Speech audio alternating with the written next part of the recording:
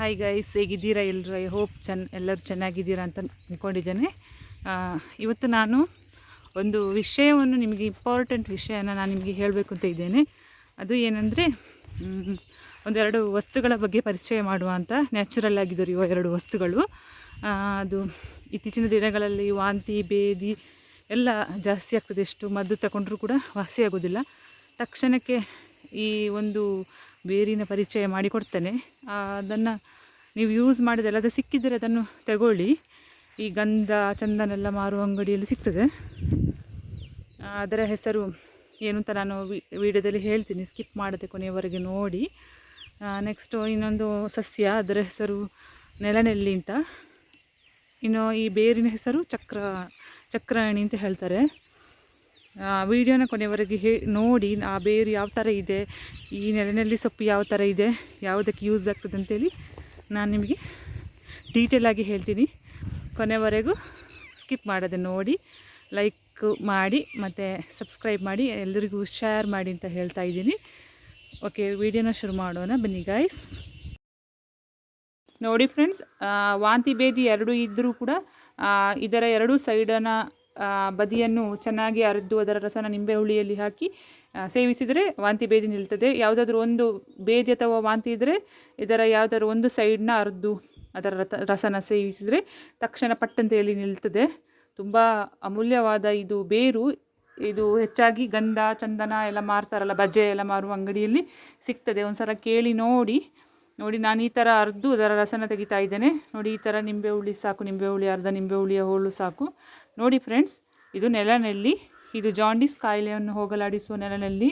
Next ಮಲಬದ್ಧತೆಯನ್ನು ಕೂಡ ನಿವಾರಿಸುತ್ತೆ. ಇದರ ಕಷಾಯವನ್ನು ವಾರಕ್ಕೆ 2 ಬಾರಿ ಅಥವಾ 3 ಬಾರಿ ಸೇವಿಸಿದರೆ, ಜಾಂಡೀಸಿನ ಸಮಸ್ಯೆ ಇದ್ದವರು ಡೈಲಿ ಸೇವಿಸಬೇಕು ಇದರ ರಸನ ಬೆಳಿಗ್ಗೆ ಖಾಲಿ ಹೊಟ್ಟೆಗೆ. ನೆಕ್ಸ್ಟ್ ಇದು ಮಲಬದ್ಧತೆ ಸಮಸ್ಯೆ ಇದ್ದವರು ಇದರ ಕಷಾಯವನ್ನು ಬೆಳಿಗ್ಗೆ ಖಾಲಿ ಹೊಟ್ಟೆಗೆ ವಾರಕ್ಕೆ 3 ಬಾರಿ ಸೇವಿಸಿದರೆ ಖಂಡಿತವಾಗಿಯೂ ನಿಮ್ಮ ಸಮಸ್ಯೆಗೆ ಪರಿಹಾರ ಸಿಗ್ತದೆ. ಇದು ಹೆಚ್ಚಾಗಿ ಹಳ್ಳಿಯಲ್ಲಿ ಹುಲ್ಲಿನ ಮಧ್ಯದಲ್ಲಿ ಎಲ್ಲ ತೋಟದಲ್ಲೆಲ್ಲ ಸಿಗ್ತದೆ. ನಮ್ಮ ಕೊಡಗಿನಲ್ಲೆಲ್ಲ ತೋಟದಲ್ಲಿ ಜಾಸ್ತಿಯಾಗಿ ಸಿಗ್ತದೆ. ನೋಡಿ ಫ್ರೆಂಡ್ಸ್, ಇದು ಇಷ್ಟೇ ಸಣ್ಣದಿರುವುದು ಗಿಡ. ನೋಡಿ, ಇದರೆಲ್ಲ ಕೆಳಭಾಗದಲ್ಲಿ ಸಣ್ಣ ಸಣ್ಣ ಕಾಯಿಗಳಿವೆ, ದೊಡ್ಡದಾಗೋದಿಲ್ಲ. ಇದಕ್ಕೆ ನೆಲನೆಲ್ಲಿ ಅಂತ ಹೇಳ್ತಾರೆ.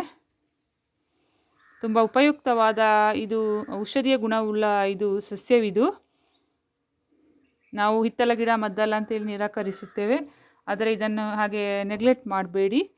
ನೋಡಿ, ಇದು ಗೊತ್ತಿಲ್ಲದಿದ್ದರೆ ಇದನ್ನು ನಿಮ್ಮ ಫ್ರೆಂಡ್ಸ್ಗಳಿಗೆ ಯಾರಿಗಾದರೂ ಶೇರ್ ಮಾಡಿ. ನೆಕ್ಸ್ಟ್, ನಂದು ಈ ಮಾಹಿತಿ ನಿಮಗೆ ಇಷ್ಟ ಆಯಿತು ಅಂತ ಹೇಳಿದರೆ ಒಂದು ಲೈಕ್ ಕೊಡಿ. ಸಬ್ಸ್ಕ್ರೈಬ್ ಮಾಡದೆ ನೋಡ್ತಾ ಇದ್ದರೆ ಸಬ್ಸ್ಕ್ರೈಬ್ ಮಾಡಿ ಅಂತ ಹೇಳ್ತಾ ಇದ್ದೇನೆ.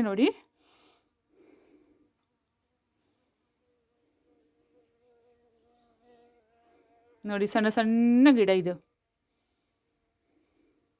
ಕಹಿ ಇದೆ, ಆದರೆ ದೇಹಕ್ಕೆ ತುಂಬ ಒಳ್ಳೆಯದು, ಆರೋಗ್ಯಭರಿತವಾದ ಗಿಡ ಇದು. ಸೈಡ್ ಎಫೆಕ್ಟ್ ಯಾವುದೇ ಇಲ್ಲ.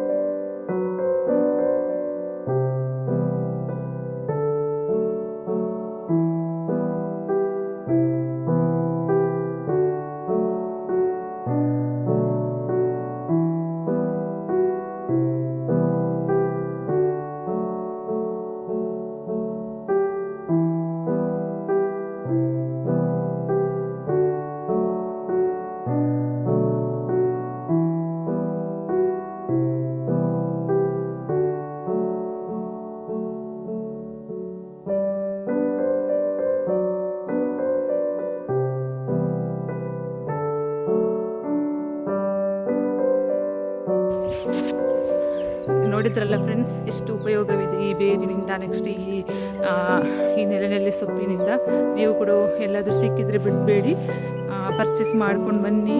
ಇಂಥ ಬೇರು ಸಿಗೋದು ಅಪರೂಪ. ನೆಕ್ಸ್ಟ್, ಈ ನೆಲನೆಲ್ಲಿ ಸೊಪ್ಪು ಇಲ್ಲಿ ಹಳ್ಳಿಗಡೆ ಎಲ್ಲ ಸಿಗ್ತದೆ. ತಗೊಂಡು ಬಂದು ನೀವು ಯೂಸ್ ಮಾಡಿ ಅಂತ ಹೇಳ್ತಾ ಇದ್ದೀನಿ. ಇದರ ಉಪಯೋಗನೂ ಎಲ್ಲರೂ ಪಡ್ಕೊಳ್ಳಿ ಅಂತ ಹೇಳ್ತಾ ನನ್ನ ವಿಡಿಯೋನ ಇಲ್ಲಿಗೆ ಮುಗಿಸ್ತಾ ಇದ್ದೀನಿ. ಎಲ್ರಿಗೂ ಒಳ್ಳೆಯದಾಗಲಿ, ಶುಭ ದಿನ.